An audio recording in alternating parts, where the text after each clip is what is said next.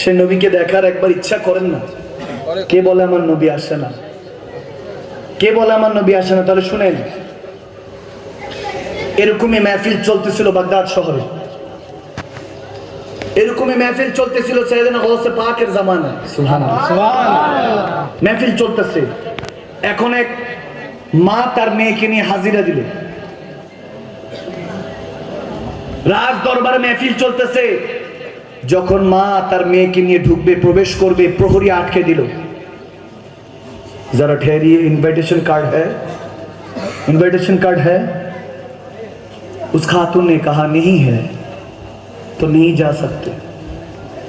যেতে পারবেন না, ইনভিটেশন কার্ড লাগবে, না থাকলে ভিতরে যাওয়া যাবে না। তখন মেয়েটা তার মার দিকে ফেলফেল করে তাকিয়ে আছে। ছোট্ট মেয়ে কিছুই বুঝতেছে না।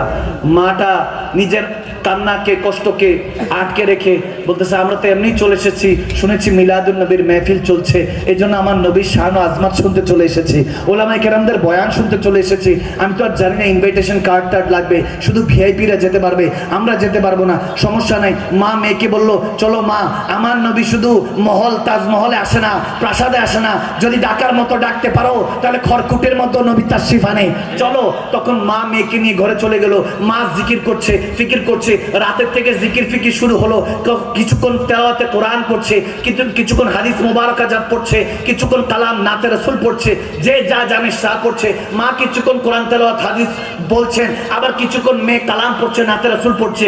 এভাবেই মজমা চলতেছে। রাতের গুজার গেয়া, রাত গুজার গেয়া, এভাবে সারা রাত কাটিয়ে দিলেন। ফজর আজান পড়লো। মা বললো ওযুর পানির ব্যবস্থা করো। মেয়েটা বাইরে যখন গেল ওযুর পানি আনার জন্য, দিলকশ বয়ান है, दिलकश बात है, आँख दिल के आँख से कान से सुनिए, गौर फरमाइए। যখন ওই মাটা বললো যাও ওযুর পানির ব্যবস্থা করো, মেয়েটা যখন বাইরে গেল, বাইরে গিয়ে একটা চিৎকার দিয়ে ঘরে ঢুকে আসলো। এসে বলতেছে, মা বাইরে জানি কে জানি একজন নুরানি লেবাস পরা, পাগড়ি পরা কি জানি দাঁড়িয়ে আছে, দেখেই রুটা ঠান্ডা হয়ে যায়। যেনাদেরকে নিয়ে এতক্ষণ পড়ছি মনে হয় তেনাদেরই একজন কেউ। তখন মা বলতেছে, দৌড়ায় গেল, দৌড়ায় গিয়ে দেখতেছে সাইয়েদনা গাউসুল আজম দস্তগীর, মেহবুবে সুবহানী, কুতুবে রব্বানী, সাইয়েদনা আব্দুল কাদের জিলানী গাউসে পাক ওই কুটিরকে, ওই খড়কুটার ভরকে চুমু খাচ্ছে, চুমু খাচ্ছে, চোখের পানি ছেড়ে কাঁদছে আর চুমুর খাচ্ছে।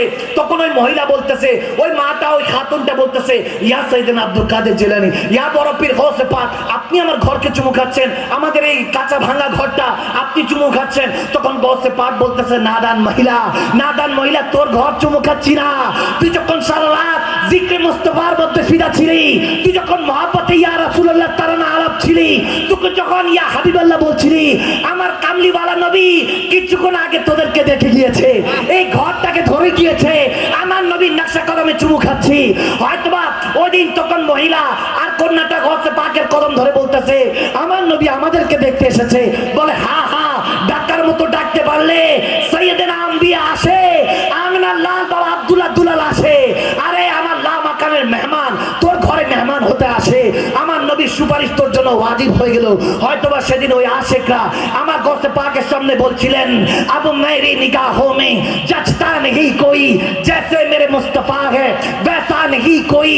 হয়তোবা বলছিলেন, হয়তোবা এভাবে ইশকে তারানায় বলছিলেন, আরে আমার নবীর শান এত উঁচা, এত প্যারা, এত আজিজ, আল্লাহ এত বড় বানিয়েছেন যে নবী না হয়ে এই দুনিয়ায় না হয়েছি ফেরেশতা খোদার, হয়েছি গো নবী উম্মত আপনার, তার তোরে শুকর হাজার বার। সুবহানাল্লাহ।